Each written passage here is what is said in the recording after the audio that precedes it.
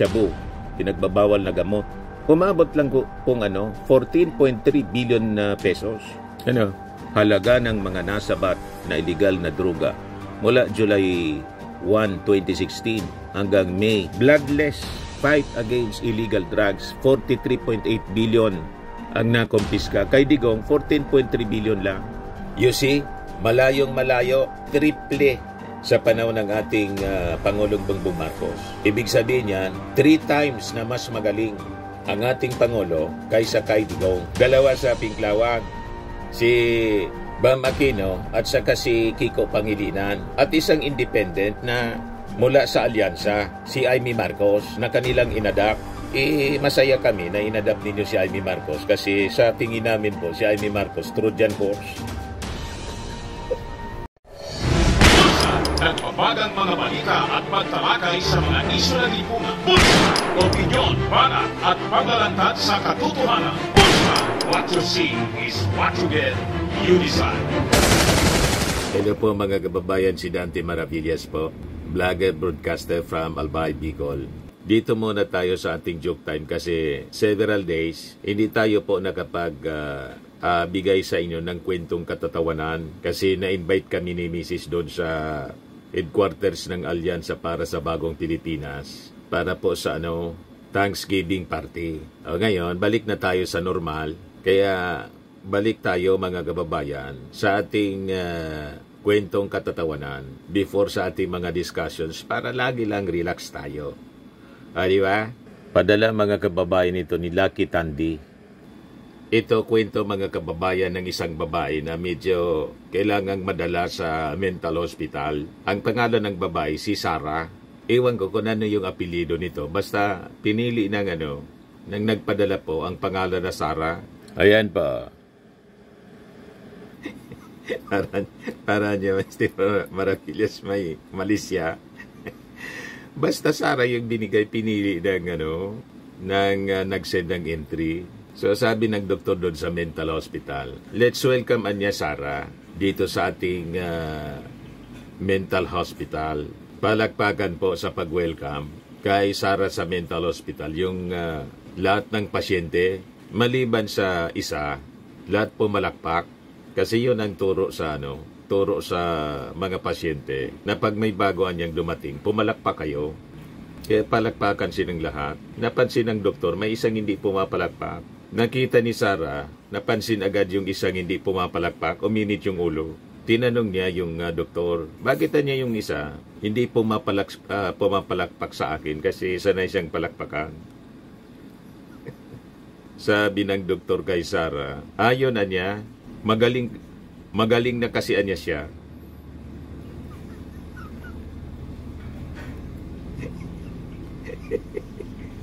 Kaya hindi pumapalakpak kay Sarah nang pumasok sa mental hospital kasi yung isang pasyente pala magaling na.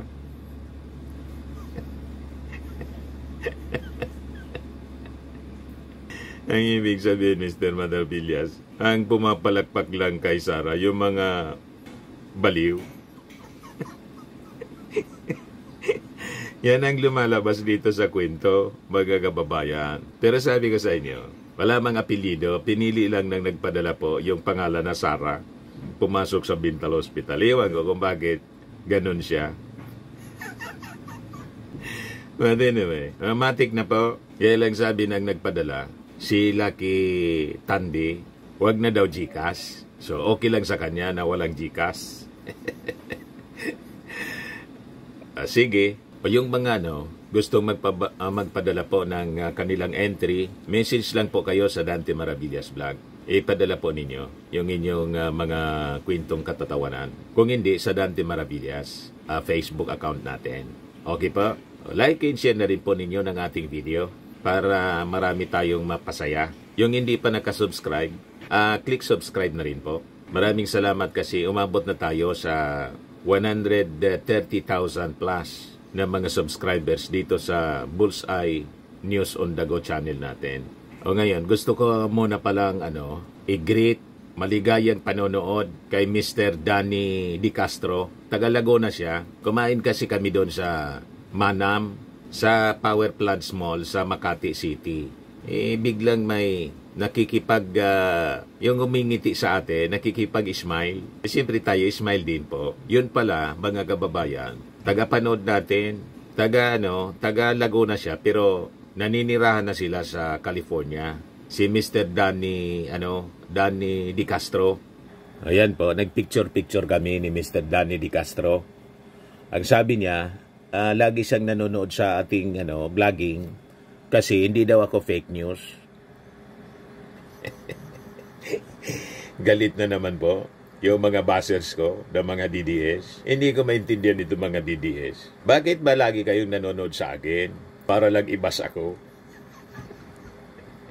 Yung basing po ninyo, hindi man yan tumatalab sa akin kasi sanay na sanay ako sa mga kritisismo. Tumanda na po tayo sa mainstream media. Public figure tayo, kaya hindi tayo onion skin, mga kababayan. Kahit yung mga attack sa akin, personal. Bayaran daw ako ni Bangag. Nagkikita kasi kami ni Mrs. laging na-invite ng Palasyo Malacanang at mga activities po ng ating Pangulong Bongbong Marcos.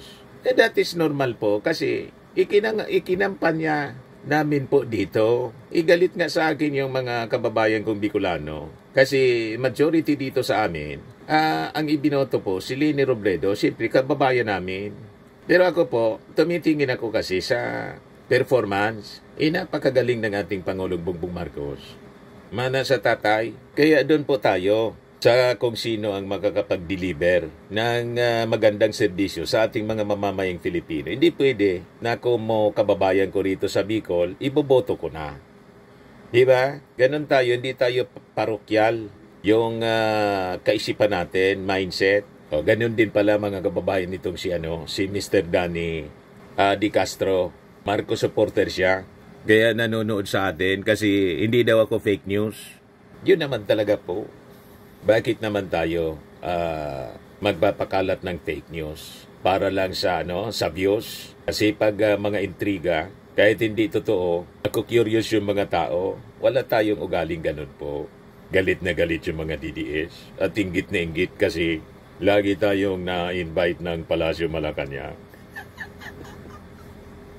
That is normal. Siyempre, supporter kami. Sino pa ba ang i-invite?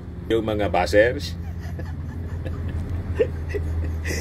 Di ba? Siyempre, yung mga tumulong, i-invite po sa tulad na ginawang Thanksgiving party bilang pag-honor din sa amin.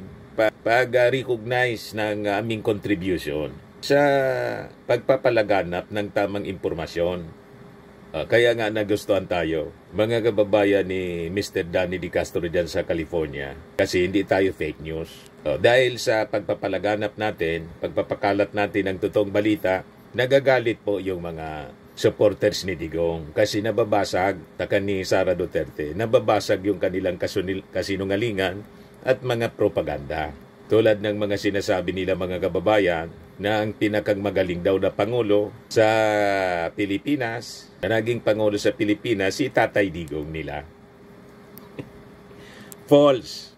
Hindi po totoo. Kahit sa war on drugs po, wala sa kalingkingan.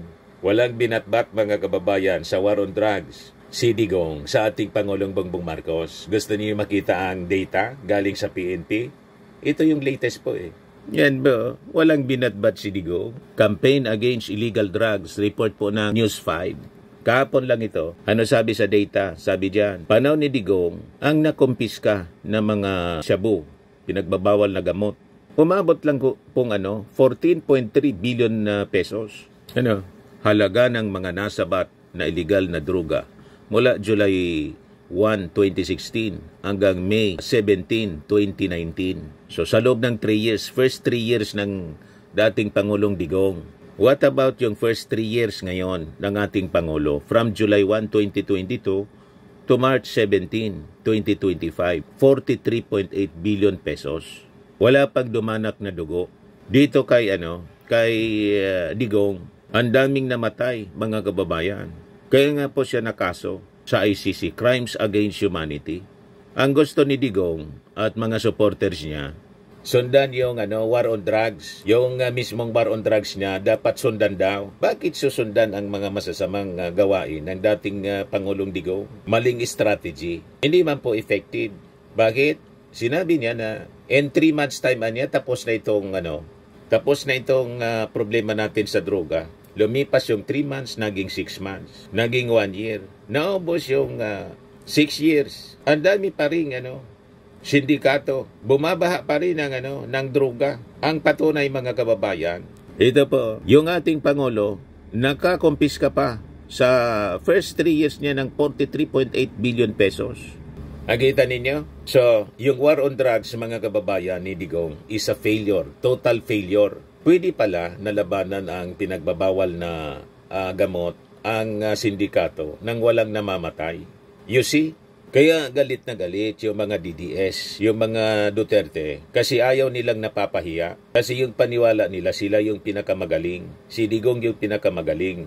Si Sara ang magaling. Ang kailangan ninyo, magpagaling. Magpagaling kayo ng mental condition ninyo. Kasi hindi nasa tamang hulog ang inyong mga pag-iisip. Napakalinaw sa data na ang mas magaling yung ating Pangulong Bongbong Marcos. Kahit sa war on drugs po, triple ang nakumpiska. Bloodless fight against illegal drugs, 43.8 billion ang nakumpiska. Kay Digong, 14.3 billion lang. You see, malayong malayo, triple sa panahon ng ating Pangulong Bongbong Marcos. Ibig sabihin yan, 3 times na mas magaling ang ating Pangulo kaysa kay Digong sa paglaban sa illegal drugs lang po yan. Ipagdating po sa pabahay, sa mga infrastruktura, sa agrikultura, walang binatbat po yung previous administration. Kahit sa presyo ng bigas, prinamis ni Digong sa kanyang zona, ibababa sa 7 pesos. Imbes na bumaba sa 7 pesos, noong panahon niya, may mga lugar sa ating bansa, lalo sa Mindanao, umabot pong 80 pesos per kilo yung bigas. Lahat baliktad. Whereas yung ating Pangulong Bongbong Marcos, nagkalat na ngayon po yung 20 pesos na bigas. Kaya galit na galit si Sara. Nagagalit si Sara dahil sa napapaya yung kanilang mga propaganda at yung mga DDS. You see? O ngayon, going back dito sa illegal drugs, ito na yung sabi ng ating Pangulong Bongbong. Kasi nakatutok siya sa mga big time syndicates. Ibabalik ng ating Pangulong Bongbong Marcos, tututok na rin sa grassroots. Wage drug war at grassroots, sabi ng ating Pangulo. Sabi dito ng ating Pangulo, we will focus on small-time targets din, not just high-level syndicates. Sabi dito sa balita ng Manila Standard, in a podcast interview nung Monday, President Marcos acknowledged that the result of 2025 midterm elections, where only 6 administration-backed senatorial candidates won, is a reflection that the public was unhappy with certain government services in the first half of his term. Yan ang ating Pangulo. Pero kalahati pa rin ng 12. 6 mula sa Alyansa para sa Bagong Pilipinas. So, ibig sabihin, majority pa rin ng mga nanalo galing sa administrasyon. 3 lang naman po sa PDP laban, si Marcoleta, si Bongo, si Bato. Kaya lang, baliktad yung pag-iisip kasi ng mga DDS. Sa kanila, mas marami ang 3 kaysa sa 6. Ganon mag-isip ang mga DDS at DDS vloggers. Majority daw sa kanila. Paano naging majority ang 3 sa 6? 2 sa Pinklawan. Si Bam Aquino at saka si Kiko Pangilinan. At isang independent na mula sa Alyansa, si Amy Marcos, na kanilang inadapt. Masaya kami na inadapt ninyo si Amy Marcos kasi sa tingin namin po si Amy Marcos, Trojan horse. Marcos yan. Natuto na yung mga Marcoses, mga kababayan, na nung panahon ng kanilang tatay, na-infiltrate yung Palasyo Malacanang ng mga dilawan. Ganon ang nangyari. Kaya nagtagumpay, mga kababayan, yung pagpatalsik sa dating Pangulong Ferdinand Idralin Marcos. O ngayon, inadapt ninyo si Amy Marcos. Kaya alam ng Marcos family kung ano yung mga pinaplano ninyo kasi si Amy Marcos nandyan sa inyo. Trojan horse si Amy Marcos. Matagal ko na pong sinasabi ito. Bakit mo niya Mr. Maravilla sinasabi ngayon? Matagal ko na ngang sinasabi. Ayaw maniwala nila. O di sige.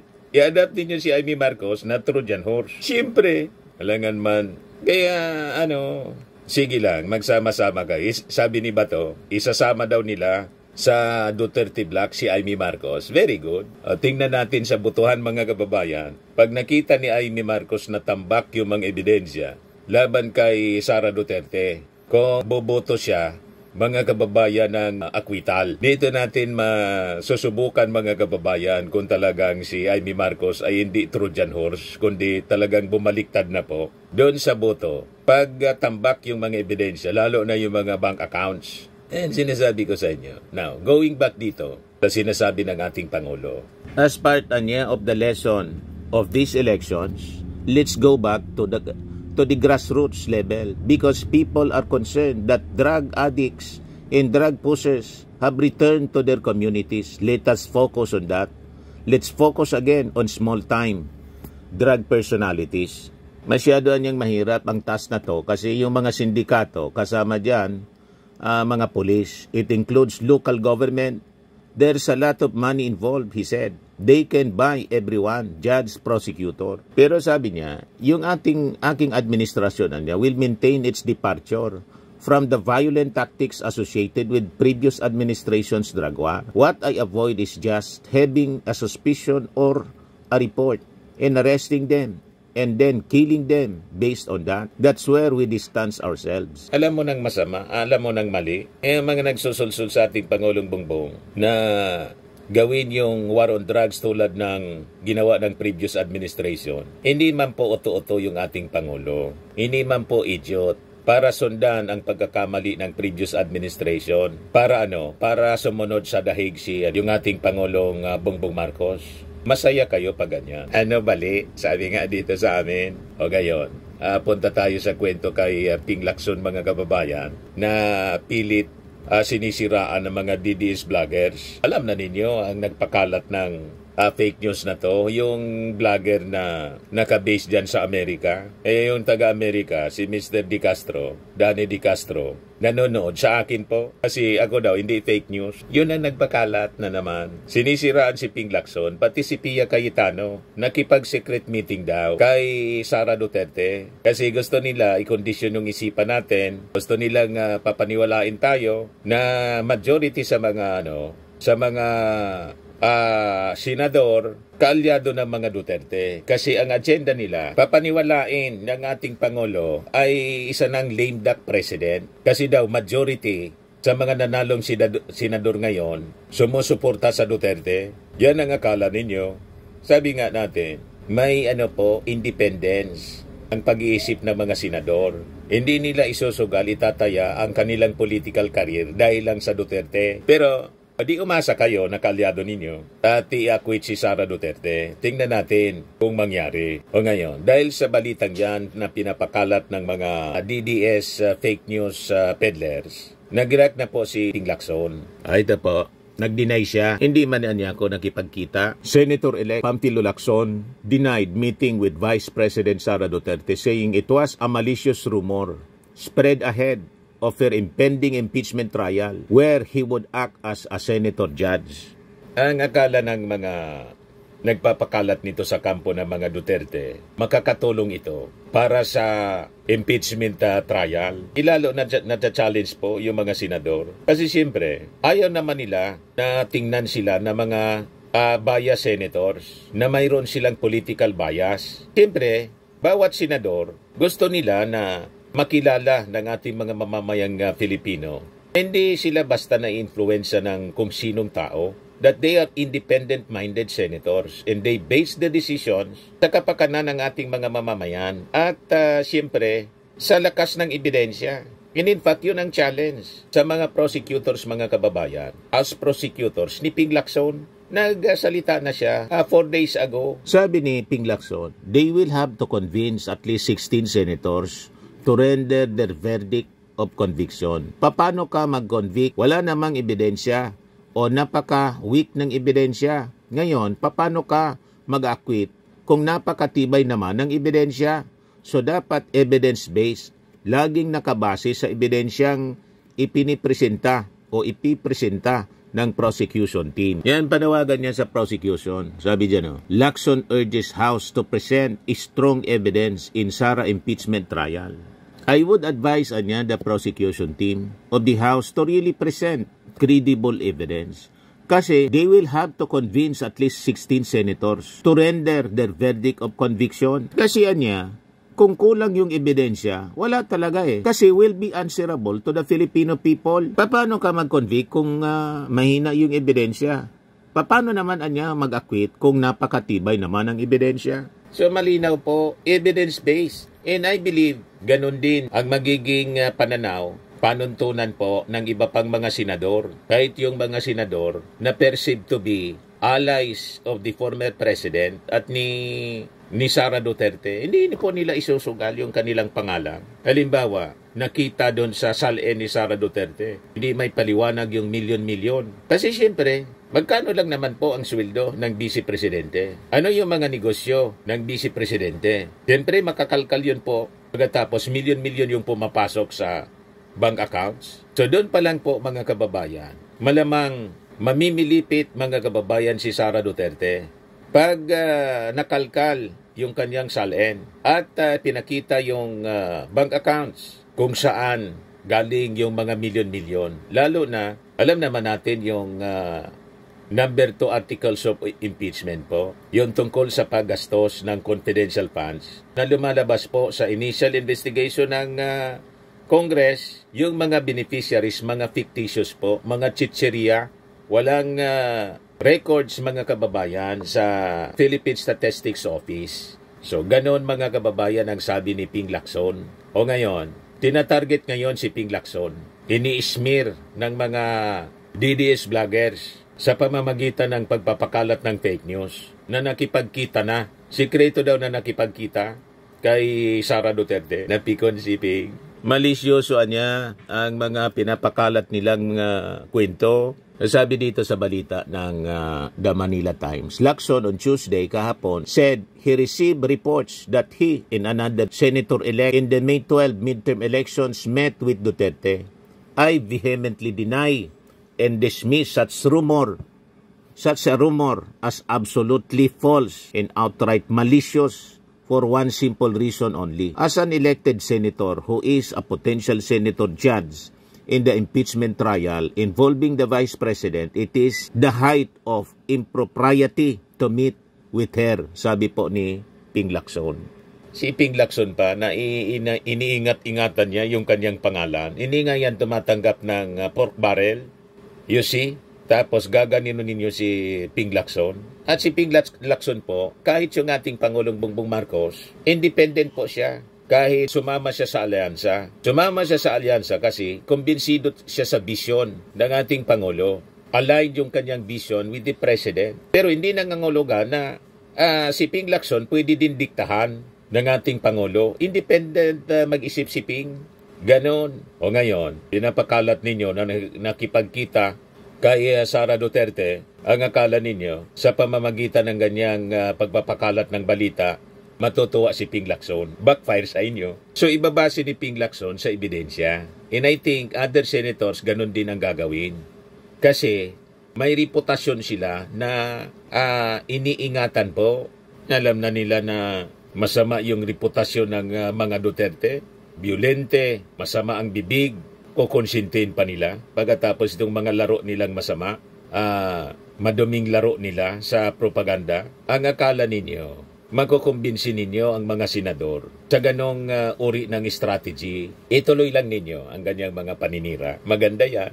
Di ba may kasabihan po, do not disturb your enemy when he commits mistakes or committing mistakes. Sabi ni Ping Lacson, under normal circumstances I find nothing wrong if newly elected senators or congressmen paid a courtesy call on the second highest official of the land, which I actually did with then President, Vice President Leni Robredo when I won my third term in 2016. Sa normal circumstances.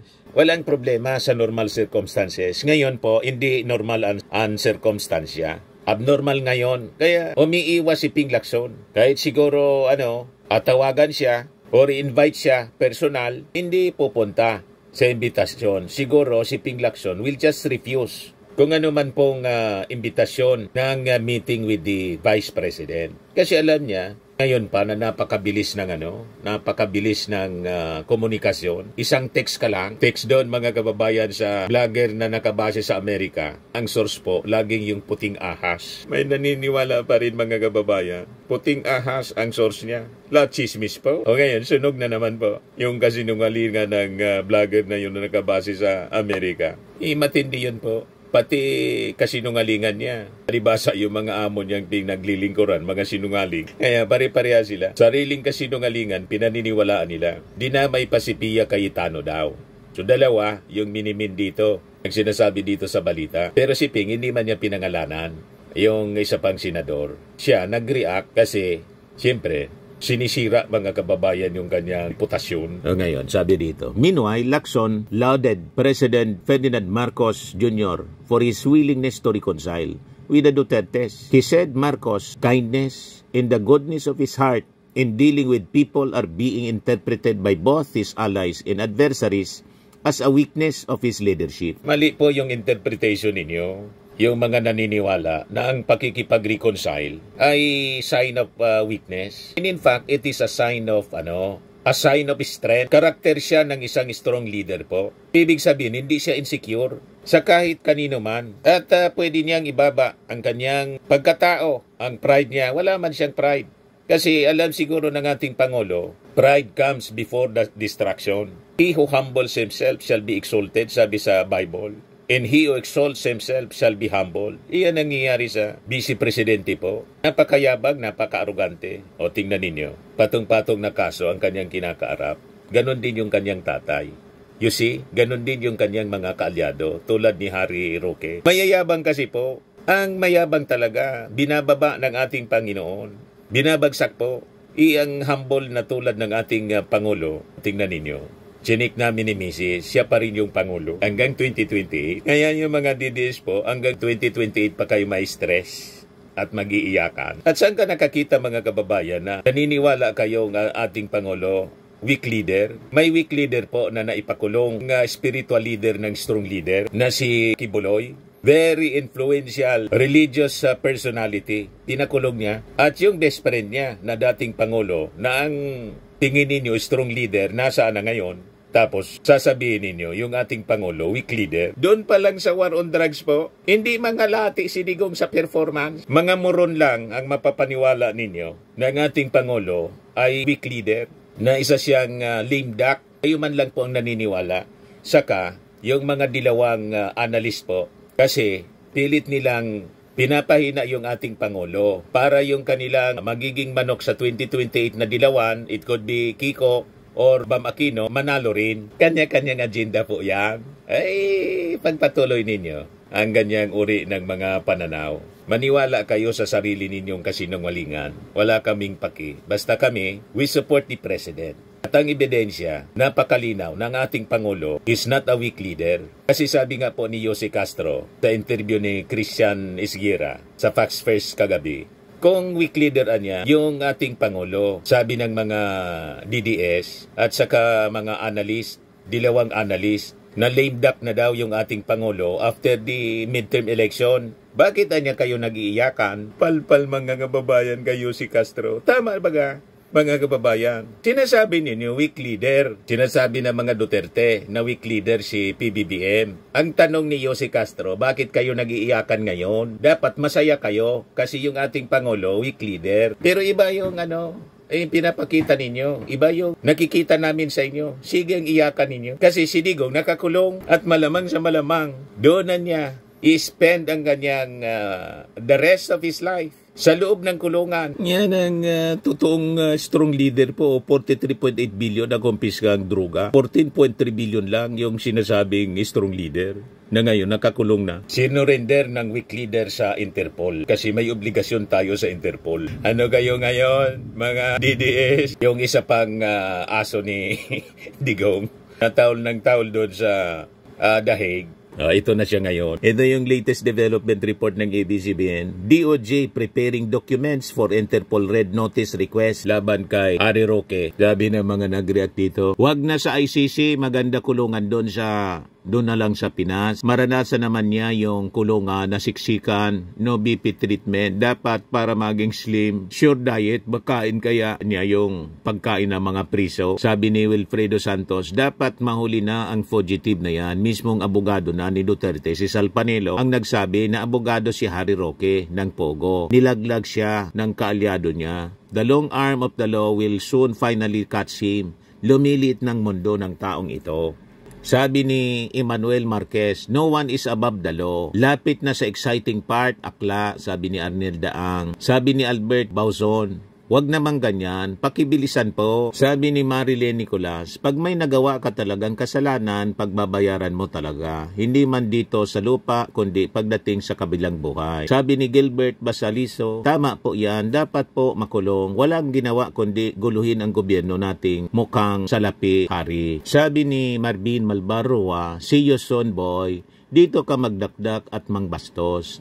Do it kayo ni Sira. Pareho kayong baliw. Sabi ni Robs Ambaye, mayabang naman yang si Rocking yan. Sabi ni Chris Fernandez Corpus, good job, mag-ready ka na Harry Roque. Sabi ni Luis Matinde, Harry Roque, mag-live ka na ngayon. Sabihin mo ulit, bye-bye. Sabi ni Jake Fardo, puro handa tulad kay Tebes, handa ng handa. Sabi ni Jimbo Dasio, bilisan nyo naman para makita namin si Akla kung paano mag-ngiwi-ngiwi. Sabi ni Grace GM, ihanda ang wheelchair at Nick Brace. Sabi ni Gani Violanta, dapat lang maaresto na yan para matigil ng kadakdakan niya. Taon lang tahol. Kita ninyo, isa lang yung kampi sa kanya. Yung mga bashers kasi po ng mga DDS, karamihan doon, nakalock yung profile. Yung mga bashers ko po, react dito sa mga podcast natin, pati mga post ko sa Facebook. Pagkatapos, ayaw man makilala, nakalock, iba man po ang picture. Kung minsan, mga hayop, malibasa sa hayop ang mga ugali nila.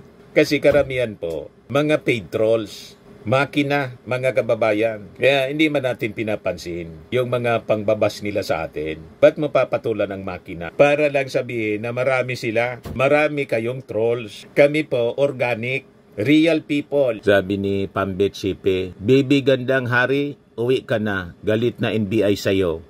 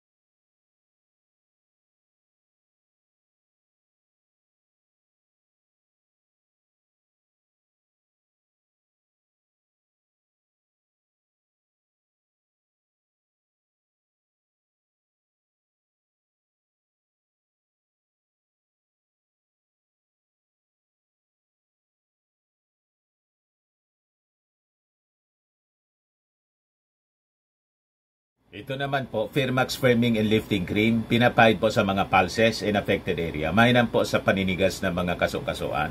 Ito naman po, Automax Radiant Serum. Sa mukha naman yung application. Anti-aging po siya. You will look 10 years younger than your age. Sa mga cancer patients naman po, baka lang gusto ninyo itong itry. Neng siya red mixed fruit drink.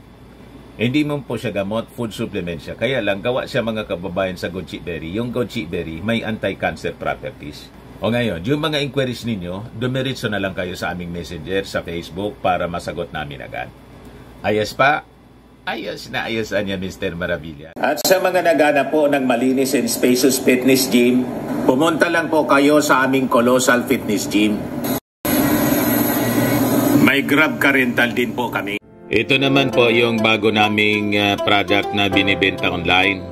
Eye Glow Serum, whitening po siya. Tingnan ninyo yung epekto sa aking anak na architect before and now. Yung mga inquiries po ninyo, dumiretso na lang kayo sa kanyang Facebook account, Riz Maravillas.